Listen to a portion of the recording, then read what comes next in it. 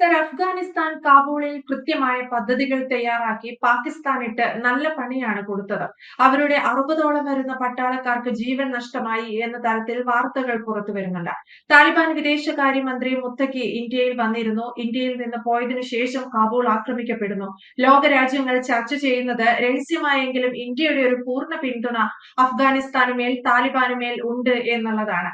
അങ്ങനെയാണെങ്കിൽ അങ്ങനെ കൂടി വെച്ച് നോക്കുമ്പോൾ വിനോദ് സാർ എങ്ങനെ വിലയിരുത്തും ഈ താലിബാനും കാബൂളും അല്ലെങ്കിൽ പാകിസ്ഥാനും തമ്മിലുള്ള ഈ യുദ്ധത്തെ, കാബൂളിൽ താലിബാൻ നടത്തിയ ആക്രമണത്തെ?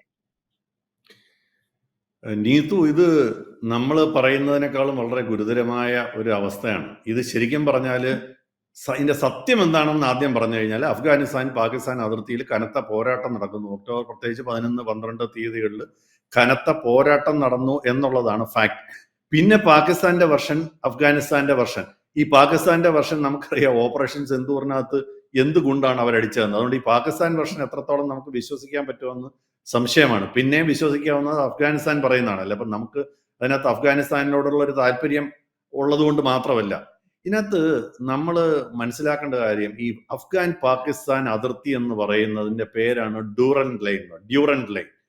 ഇത് ഒരിക്കലും അഫ്ഗാനിസ്ഥാൻ അംഗീകരിക്കാത്ത ഒരു ലൈനാണ്. എന്ന് വെച്ചാൽ ഇത് പണ്ട് ബ്രിട്ടീഷുകാര് ഉണ്ടാക്കി വെച്ച ഒരു ലൈനാണ്. അത് 1880കളുടെ അവസാനത്തില്, 1880 എനിക്കൊന്ന് 80 ആ സമയത്തൊക്കെയാണ് ഇതിന്റെ ഈ ഒരു ഡിവിഷൻ. പാകിസ്ഥാൻ ഏത്, അല്ലെങ്കിൽ അന്ന് ഇന്ത്യയാണ്, അതാണ് പ്രധാനപ്പെട്ട കാര്യം. അന്ന് ഇന്ത്യയാണ് അന്ന്.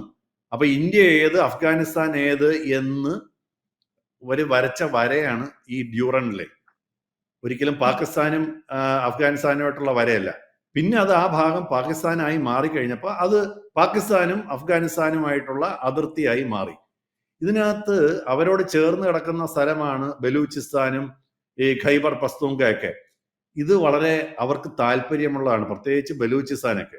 അപ്പൊ ഇതൊരിക്കലും അഫ്ഗാനിസ്ഥാൻ അംഗീകരിച്ചിട്ടില്ല, ഈ ഡ്യൂറന്റ് ലൈൻ. പിന്നെ അവർ നിവൃത്തിയില്ലാത്തതുകൊണ്ട് അങ്ങനെ അങ്ങ് തുടർന്ന് പോയി എന്നുള്ളതാണ്. അപ്പൊ ഇതിന്റെ കാര്യത്തിനകത്ത് വളരെ പ്രശ്നമുണ്ട്. നമുക്കറിയാം, ഖൈബർ പഖ്തൂൺഖ്വയിൽ ഈ TTP എന്ന് പറയുന്ന ഒരു ഇതുണ്ട്. ഇവരെ ലക്ഷ്യമാക്കി, അതായത് ഇവരുടെ താവളങ്ങൾ ലക്ഷ്യമാക്കി പാകിസ്ഥാൻ കാബൂളിലും കിഴക്കൻ അഫ്ഗാനിസ്ഥാനിലും വ്യോമാക്രമണം നടത്തി ഈ ദിവസങ്ങളിൽ. അതായത് നമുക്കറിയാം, കുറച്ചാൾ മുമ്പ് ഇവര് പാകിസ്ഥാനകത്ത് തന്നെ കൊണ്ട് ബോംബിട്ട കഥയൊക്കെ നമ്മൾ ഇതിനകത്ത് തന്നെ ചർച്ചയുണ്ടായി. അതിനുശേഷം ഇപ്പോ അതിർത്തി കടന്ന് അഫ്ഗാന്റെ ഒരു പ്രശ്നം എന്ന് പറഞ്ഞാൽ, അവർക്കൊരു ഫൈറ്റിംഗ് താലിബാൻ ഗ്രൂപ്പാണുള്ളത്. ഒരു വലിയ സൈന്യമൊന്നും ആയിട്ടില്ല, ഒരു പുതിയ രാജ്യമാണ്. അപ്പൊ അതിനെ മുതലെടുത്ത് പാകിസ്ഥാൻ ഒന്നാമത് ഇന്ത്യയായിട്ടൊന്ന് തോറ്റു നിൽക്കുന്ന ഗതികേടിലാണ്. അപ്പൊ പിന്നെ ഇവർ ചേട്ടച്ചാരി കളിച്ചു കളയാന്ന് വെച്ചിട്ട് ഇവരവിടെ കൊണ്ടുപോയിട്ട് ബോംബിട്ടു.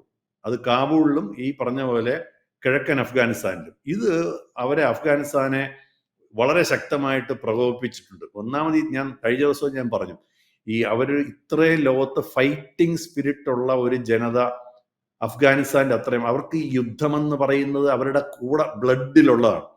അവരെ തോപ്പിക്കുക എന്ന് പറയുന്നത് ബോംബ് കൊണ്ടിട്ട് കൊല്ലുവാൻ പറ്റുമായിരിക്കും, പക്ഷെ അവർ കീഴടങ്ങൂല എന്നുള്ളതും അവരുടെ വൈരാഗ്യവും വളരെ വളരെ സ്ട്രോങ് ആണ്. ഇത് അമേരിക്ക അനുഭവിച്ചിട്ടുള്ളതാണ്, റഷ്യ അനുഭവിച്ചിട്ടുള്ളതാണ്. എത്ര കൊന്നാലും പിന്നെയും തിരിഞ്ഞു നിന്ന് ഫൈറ്റ്. ഒന്നാമത് മലനിരകളാണ്.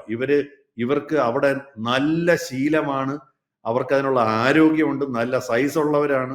അപ്പോ അവരെ അങ്ങനെ പൂർണ്ണമായിട്ടും ഒന്നും ചെയ്യാൻ പറ്റില്ല. അവിടെയാണ് ഈ പോയിട്ട് പാകിസ്ഥാൻ കൊണ്ടവിടെ ബോംബിട്ടു. അപ്പൊ അവർ തിരിച്ചടിക്കാതിരിക്കുമോ? അവരെന്ത് ചെയ്യുമെന്ന് പറഞ്ഞാൽ അവരതിന് ശക്തമായി പ്രതികരിച്ചു. ഒന്നാമത് അവരുടെ ഈ സൈന്യം അല്ലെങ്കിൽ പോലും ഈ താലിബാൻ പടയാളികൾ എന്ന് പറയുന്നത് അവർക്ക് ആ ടെറൈൻ നല്ല ധാരണയുള്ളതാണ്.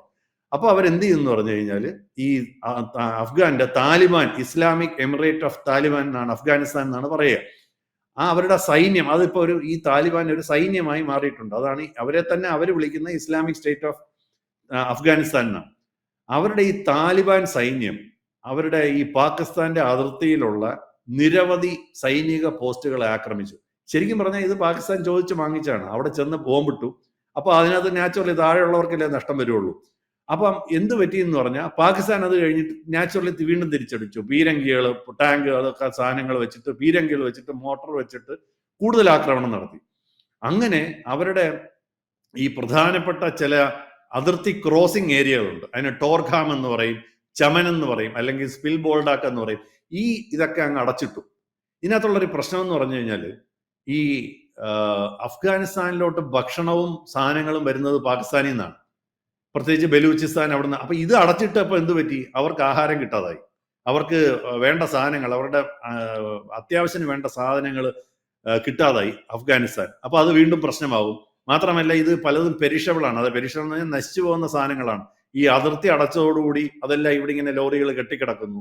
അപ്പൊ ഇത് ഈ കാണ്ഡഹാർ, ബലൂചിസ്ഥാൻ എന്നിവയ്ക്കുള്ള അടുത്തുള്ള ഈ ഡ്യൂറൻ ലൈൻ, അതായത് അവരുടെ അതിർത്തിയിലാണ് ഈ പ്രശ്നങ്ങൾ, ബ്ലോക്ക് വന്നിരിക്കുന്നത്. അപ്പൊ അതുകൊണ്ട് തന്നെ വലിയ പിന്നെ ഇതുണ്ട്. ഞാൻ നേരത്തെ പറഞ്ഞ പോലെ മറ്റൊരു പ്രധാനപ്പെട്ട കാര്യം അവകാശവാദം. ഇപ്പം അഫ്ഗാനിസ്ഥാൻ പറയുന്നത് 58 പാകിസ്ഥാൻ സൈനികർ കൊല്ലപ്പെട്ടു എന്നാണ്. ഇന്ന് തന്നെ സോഷ്യൽ മീഡിയയിൽ ഇന്ത്യ ആക്രമിച്ചപ്പോൾ കുറച്ച് പെട്ടികൾ, അഫ്ഗാനിസ്ഥാൻ ആക്രമിച്ചു കഴിഞ്ഞപ്പം അനേകം സൈനികരുടെ പാകിസ്ഥാന്റെ ഫ്ലാഗ് പൊതച്ച പെട്ടികൾ കണ്ടു. അപ്പൊ ഇതൊക്കെ വെച്ചിട്ട് പലരും ആഘോഷിക്കുന്നുണ്ട്. എന്തായാലും ഈ അവരുടെ രാജ്യത്തോട്ട് വേറൊരു രാജ്യത്തിന്റെ, സമീപ രാജ്യത്തിന്റെ യുദ്ധവിമാനങ്ങൾ ചെന്ന് ബോംബിട്ടാൽ അവർ വെറുതെ ഇരിക്കുവോ? ഇല്ല, അവർക്ക് പറ്റുന്ന രീതിയിൽ അവർ തിരിച്ചടിച്ചു. എന്നാലും ഞാൻ പാകിസ്ഥാൻ പറയുന്നത് ഞങ്ങളുടെ 23 പാകിസ്ഥാൻ സൈനികർ മാത്രമേ കൊല്ലപ്പെട്ടിട്ടുള്ളൂ. ഏകദേശം ഞങ്ങളാണെങ്കിൽ അവരുടെ 200ഓളം ഭീകരവാദികളെ കൊന്നു. ഇതാണ് പാകിസ്ഥാന്റെ അവകാശവാദം. ഈ എന്താ സംഭവം എന്ന് കഴിഞ്ഞാൽ ഈ TTP എന്ന് പറഞ്ഞുണ്ടല്ലോ, ഈ TTP എന്ന് പറയുന്നത് പ്രൊമോട്ട് ചെയ്ത് വിടുന്ന അഫ്ഗാനിസ്ഥാനാണെന്നാണ് പാകിസ്ഥാൻ ആരോപിക്കുന്നത്. അത് കുറച്ച് പേര് പാകിസ്ഥാന്റെ ഖൈബർ പഖ്തൂൺഖ്വ മേഖലയിലും ഉണ്ട്, അഫ്ഗാനിസ്ഥാനിലും ഉണ്ട്. അപ്പൊ അവരിവിടുന്ന് പ്രശ്നമാകുമ്പോൾ അഫ്ഗാനിസ്ഥാനിലോട്ട് പോകും. അതിനെ അഫ്ഗാനിസ്ഥാൻ സ്വാഗതം ചെയ്യുന്നുണ്ട്. അടിക്കേണ്ട സമയത്ത് ഇവിടെ വന്നിട്ട് ഇവിടെ പ്രശ്നം ഉണ്ടാക്കുകയും ചെയ്യുക. ഖൈബർ പഖ്തൂൺഖ്വ എന്ന് പറയുന്ന പ്രോവിൻസിൽ ഇപ്പൊ എത്ര പേര് മരിച്ചിട്ടുണ്ടെന്നുള്ളതിനെ പറ്റി ഒരു സ്വതന്ത്രമായിട്ടുള്ള വേറൊരു സോഴ്സിൽ നിന്നുള്ള സ്ഥിരീകരണം വന്നിരിക്കുന്നില്ല. പാകിസ്ഥാന്റെ അവകാശവാദം പറയുന്നു, അഫ്ഗാനിസ്ഥാന്റെ അവകാശവാദം പറയുന്നു. ഇതാണ് നമുക്കറിയാവുന്നൊരു കാര്യം. ഇതിനകത്ത് ഞാൻ നേരത്തെ പറഞ്ഞല്ലേ, ഈ തെഹ്രീക്ക് ഇ താലിബാൻ എന്ന് പറഞ്ഞിട്ട് പാകിസ്ഥാന്റെ ഉള്ളിൽ തന്നെ പിന്നെ ഈ ഖൈബർ പഖ്തൂൺഖ്വ മേഖലയിൽ ഒരു വലിയ അഗ്രസീവ് ആയിട്ടുള്ള തീവ്രവാദ ഒരു ഗ്രൂപ്പുണ്ട്, തെഹ്രീക്ക് ഇ താലിബാൻ. ഈ തെഹ്രീക്ക് ഇ താലിബാൻ എന്ത് ചെയ്യുമെന്ന് പറഞ്ഞാൽ ഇവർ അടിയടിച്ചിട്ട് ഇവർ തിരിച്ച് അഫ്ഗാനിസ്ഥാനിൽ പോകും. അഫ്ഗാനിസ്ഥാൻ അവരെ ഓക്കെയാണ്. ഇതാണ് പാകിസ്ഥാന്റെ ഏറ്റവും വലിയ പ്രശ്നം. ഈ പാകിസ്ഥാൻ കാശ്മീരിൽ എന്ത് കളിച്ചോ അതുപോലെ തന്നെയാണ് അവർക്ക് കിട്ടുന്നത്. അടിയുടെ ശക്തി കൂടുതലാണെന്ന് മാത്രം. പാകിസ്ഥാൻ ഇവിടെ വലുതായിട്ട് കളിക്കാൻ പറ്റുന്നില്ല, പക്ഷെ മറ്റവർ കയറി ഇറങ്ങി അടിച്ചിട്ട് തിരിച്ചു പോകും. അപ്പൊ ഇങ്ങനെയാണ് അതിന്റെ ഒരു വലിയ പ്രശ്നം. അതിന്റെ കൂടെ ഈ ഡ്യൂറൻ ലൈനിനുള്ള തർക്കം നിലനിൽക്കുന്നുണ്ട്. അഭയാർത്ഥികൾ ഉണ്ടായി തുടങ്ങി, പുറത്താക്കലുകൾ ഉണ്ടായി തുടങ്ങി. ഇവര് വേറൊരു പരിപാടിയും കൂടെ പാകിസ്ഥാൻ ചെയ്തു. ഈ രേഖകളില്ല എന്ന് പറഞ്ഞിട്ട് ഒരുപാട് അഫ്ഗാനിസ്ഥാനികളെ ആ ഏരിയയിൽ നിന്ന് അവർ പുറത്താക്കി കളഞ്ഞു. അപ്പൊ ഇതൊക്കെ വലിയ ഈ അതിർത്തി അടച്ചുപൂട്ടി. അപ്പൊ ഇതൊക്കെ ശരിക്കും പറഞ്ഞാല് അഫ്ഗാനിസ്ഥാനും പാകിസ്ഥാനും തമ്മിൽ സംഘർഷം വർദ്ധിക്കാനുണ്ടായ വലിയ കാര്യമാണ്.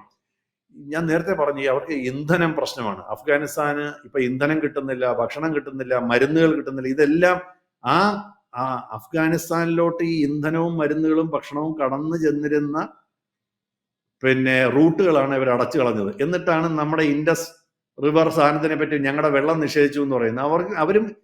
ഇവരും ചെയ്യുന്ന ഇതൊക്കെ തന്നെയാണ്. അപ്പം ഇങ്ങനെ ഒരു വലിയ പ്രശ്നം വരുന്നിരിക്കുന്നു. ഞാൻ നേരത്തെ പറഞ്ഞ പോലെ ഈ സാധനങ്ങൾ കൊണ്ടുവന്നിരുന്ന ട്രക്ക് വാഹന വ്യൂഹങ്ങൾ പാകിസ്ഥാൻ സൈഡിലും മറ്റേ സൈഡിലും കൂടിക്കിടക്കുന്നു. അപ്പോ തെക്കൻ പാകിസ്ഥാനിലാണെങ്കിൽ ഈ തെക്കൻ അഫ്ഗാനിസ്ഥാനിലാണ് എല്ലാത്തിനും വലിയ ക്ഷാമം, വളരെ വിലക്കയറ്റം. പാകിസ്ഥാനാണല്ലോ ഈ സപ്ലൈ ചെയ്തിരുന്നത്. ഈ പാകിസ്ഥാൻ വ്യാപാരികൾക്ക് കനത്ത നഷ്ടം. അതായത് ഇവരുടെ സാധനം അങ്ങോട്ട് ചെല്ലാത്തത് കൊണ്ട് അവർക്ക് വലിയ നഷ്ടം. അപ്പൊ അങ്ങനെ മാത്രമല്ല, ഈ ബോംബ് ഇടുമ്പോൾ സാധാരണക്കാരും മരിക്കുന്നു. കൊളാട്രൽ ഡാമേജ് നമ്മൾ പറയുന്നത്. ജനസാന്ദ്രത ഉള്ള മേഖലകളിലോട്ടൊക്കെ ഇവർ പീരങ്കി വെച്ച് പാകിസ്ഥാൻ ഒരു ബോധമില്ലാതാണ് ഈ ഇന്ത്യയിലോട്ട് അടിച്ചതുപോലെ പാവങ്ങളെ സകല സ്ഥലത്തും ഷെല്ലിങ്ങും ഇങ്ങനെയൊക്കെ വരുന്നു. അപ്പൊ ഇതിനകത്ത് ഇപ്പം സൗദി അറേബ്യയും ഖത്തറും ഇടപെട്ടിട്ടുണ്ട്. ഈ അഫ്ഗാനിസ്ഥാനും പാകിസ്ഥാനും തമ്മിലുള്ള ഈ സംഘർഷം നിലനിർത്തണമെന്ന് പറയും, സംയമനം പാലിക്കണമെന്ന് പറഞ്ഞിട്ടുണ്ട്. താൽക്കാലികമായി ഒരു വെടിനിർത്തൽ ഉണ്ടായിട്ടുണ്ടെന്നാണ് പറയപ്പെടുന്നത്. ഇത് പക്ഷേ എത്ര ദിവസം നിലനിൽക്കും, എത്ര മണിക്കൂർ നിലനിൽക്കുമെന്ന് നമുക്ക് അറിഞ്ഞുകൂടാം. അപ്പൊ അതുകൊണ്ട് വീണ്ടും ഇനിയിപ്പോ അടുത്ത 72 മണിക്കൂറിനകത്ത് ഇവർ ഈ ബോർഡർ തുറന്നില്ലെങ്കിൽ വീണ്ടും, അതായത് ഞാൻ നേരത്തെ പറഞ്ഞ പോലെ ടോർഖാം, ചമൻ എന്നൊക്കെ പറയുന്നിട്ടുള്ള ഇപ്പൊ അടച്ച ബോർഡർ ക്രോസിംഗ് ഏരിയകൾ തുറന്നില്ലെങ്കിൽ വീണ്ടും സംഘർഷം കൂടാൻ തന്നെയാണ് സാധ്യത. മരണനിരക്കുകളുടെ എണ്ണം നമുക്കിതിപ്പോ ഈ സൈഡിൽ എത്ര പേര് മരിച്ചു, മറ്റേ സൈഡിൽ എത്ര മരിച്ചു എന്നുള്ളതൊക്കെ ഒരു സ്വതന്ത്ര ഏജൻസികളിൽ നിന്ന് വരേണ്ട ഒരു സ്ഥിരീകരണമാണ്. ഈ ഇരുപക്ഷത്തുള്ള പ്രസ്താവനകൾ, നയതന്ത്ര നീക്കങ്ങളെ കുറിച്ച് ഇനി എന്ത് സംഭവിക്കുമെന്ന് ഇപ്പൊ ഇവരെന്തോ പറയും, അവരെന്തോ പറയുന്ന അനുസരിച്ച് എന്തെങ്കിലും നയതന്ത്ര നീക്കങ്ങൾ ഇപ്പൊ സൗദി അറേബ്യയും ഖത്തറും അതിനകത്ത് വരിക്കുമെന്നുള്ളത് പ്രസക്തമാണ്. നമുക്കും കൂടെ ഒരു പ്രശ്നമുണ്ട്. ഈ ഞാൻ പറഞ്ഞല്ലോ, ഇവർ മറ്റേ അതിർത്തിയിൽ പ്രശ്നം തുടങ്ങിയ ഇവർ വീണ്ടും ഇങ്ങോട്ട് കോൺസെൻട്രേറ്റ് ചെയ്യാനുള്ള ഒരു സാധ്യതയുണ്ട്. അപ്പൊ അവര് സേഫായിട്ട് അവിടെ ഇരിക്കുന്നതാണ് നമുക്ക് നല്ലത്, ഈ തീവ്രവാദികൾ. അപ്പൊ ഇതിപ്പം ഈ പ്രശ്നം ഇത് എല്ലാം ഒന്ന് ചെയ്യുമ്പോൾ മറ്റതിന് വളമാവും എന്ന് പറഞ്ഞാലേ, അവിടെ സംഘർഷമാണെങ്കിൽ പാകിസ്ഥാന്റെ ശ്രദ്ധ അങ്ങോട്ട് തിരിയും. അപ്പൊ അത് നമുക്ക് അഡ്വാൻറ്റേജ്. അവർക്ക് വേറെ അവിടെ പണിയൊന്നും ഇല്ലാതെ വരുമ്പോൾ നാം തിരിച്ച് ഇന്ത്യയിൽ കുറച്ച് കാശ്മീർ പ്രശ്നം ഉണ്ടായിക്കളയാം എന്ന് വിചാരിക്കും. ഇനി ബലൂചിസ്ഥാൻ ഇതിന്റെ രണ്ടിനും ഇടയ്ക്കുള്ള ഒരു സിറ്റുവേഷനാണ്. ബലൂചിസ്ഥാൻ എന്ത് സംഭവിക്കുമെന്ന് നമുക്കറിഞ്ഞൂടാ. അപ്പൊ ശരിക്കും പറഞ്ഞാല് സമാധാനം തന്നെയാണ് ഇന്ത്യക്ക് നല്ലത്. അഫ്ഗാനും പാകിസ്ഥാനും ഉള്ള പ്രശ്നം അത്ര രൂക്ഷമായാൽ അത് ചില കാര്യങ്ങൾ ഇന്ത്യയും ബാധിക്കാനുള്ള ഒരു കാര്യമുണ്ട്. തൽക്കാലം നമുക്കിപ്പോൾ അത് പറയേണ്ട കാര്യമില്ലാത്തതുകൊണ്ട് നമുക്ക് ഇവിടെ വെച്ച് അവസാനിപ്പിക്കാം. അപ്പൊ ഇതാണ് നീതു എനിക്ക് അതിനെക്കുറിച്ച് പറയാനുള്ളത്, ഈ അഫ്ഗാൻ പാകിസ്ഥാനും തമ്മിലുള്ള സംഘർഷത്തെ കുറിച്ച്. എന്തായാലും വിനോദ് സാർ പറഞ്ഞതുപോലെ നമ്മളെല്ലാവരും പ്രതീക്ഷിക്കുന്നതിനേക്കാൾ വലിയ അതിഭീകരമായ യുദ്ധം തന്നെയാണ് അഫ്ഗാൻ പാകിസ്ഥാനിൽ കാബൂളിൽ നടത്തിയിരിക്കുന്നത്. അതിന്റെ ഇതിൽ സാർ തുടക്കത്തിൽ സൂചിപ്പിച്ചതുപോലെ പാകിസ്ഥാൻ ഈ യുദ്ധത്തെക്കുറിച്ച്, ആക്രമണത്തെക്കുറിച്ച് പറയുന്ന ചില കാര്യങ്ങളുണ്ട്. നമുക്കൊട്ടും വിശ്വസിക്കാൻ സാധിക്കാത്തതായിരിക്കും ആ കാര്യങ്ങൾ എന്നത് വളരെ വ്യക്തമാണ്. അഫ്ഗാൻ ഇതിൽ എന്ത് പറയുന്നു എന്നുള്ളതും ഇനി ഇത്തരത്തിൽ പുറത്തു വരാൻ പോകുന്ന ചില ഡ്രോൺ വിഷ്വലുകൾ, ഇതിന്റെയൊക്കെ അടിസ്ഥാനത്തിലാണ് മനസ്സിലാക്കേണ്ടത് എത്ര ഭീകരമായിരുന്നു കാബൂളിൽ നടന്ന ആക്രമണം എന്നത്. സാർ അവസാനിപ്പിച്ചതാണ് ഏറ്റവും മികച്ച മറ്റൊരു പോയിന്റ് എന്ന് പറയുന്നത്.